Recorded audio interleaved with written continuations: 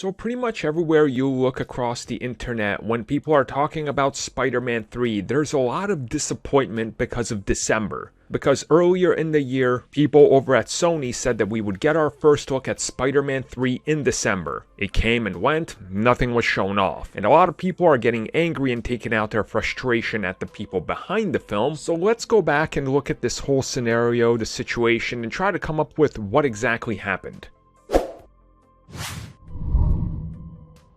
So we know that going into December, they were already shooting Spider-Man 3, and many people anticipated, since Sony confirmed that they would be there, that at the Brazilian Comic Expo, that something would get shown off, because typically Sony does reveal things there, as previously that's what they did with the other Spider-Man films, and also Venom. Now at that same expo, they failed to even show off Morbius, which is right around the corner. It's the first film they're going to be putting out of the three that Sony has based on Marvel. Between Morbius, Venom 2, and Spider-Man 3, that's the first one up. You would think they would at least show that off, but that didn't happen. So what logical reason was there for them to show off Venom 2 or even Spider-Man 3, which are further out than Morbius? So that's sort of the first thing you had to look at. Now let's go back to what Sony was saying in September and October. Specifically, people running these studios and Sony Pictures saying, December, that's your first look, and then it didn't happen. Well, we know that they were shooting, so that's not an excuse. They would have had something, but they showed off nothing because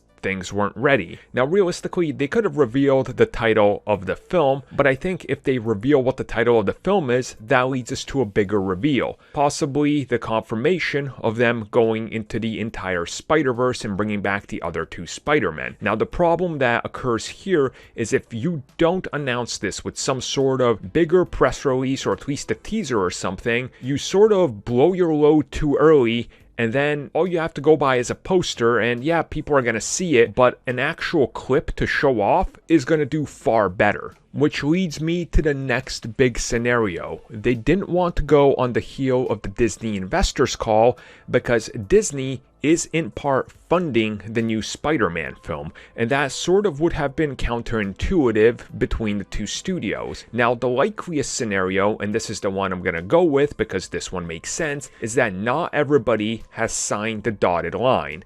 There was probably a few actors that were still in negotiations, whether that's Tobey Maguire, where we heard that he was the one holding out more than Andrew Garfield, or Andrew Garfield wasn't there on time because he was finishing up shooting something else in New York, or some of the other actors that are part of those franchises might not have agreed to the final terms yet, and they didn't want to announce something before it was too early. That's literally, I think, the only scenario that makes sense to me, because what else would it be? I mean, think of it this way. Back when WWF was the reigning supreme company, WCW decided, hey, Kevin Nash, Scott Hall, tell them you're re-signing the next day.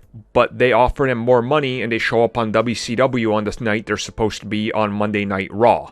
And suddenly everybody tunes into the other product. You don't want to state something before it's officially done. They do not want to be in a scenario where they say, hey guys, get excited, Tobey Maguire's back, Andrew Garfield is back, and then one or two decides not to sign it because they see the hype online and they go, oh, I could probably get more money out of this, and the studio isn't willing to pony up more money. It's a business tactic. That's why it didn't happen. I don't think it's so much Sony has dropped the ball, they're failing us, all this and that. Guys, this is complicated stuff. They're bringing back so many people and doing so many different things, and what they're trying to do with this film and tie up MCU loose ends and connect it to the Sonyverse and all this, that this is honestly a large undertaking. Let's let them have their own terms to reveal what they want and not pressure them to show off something that's going to disappoint.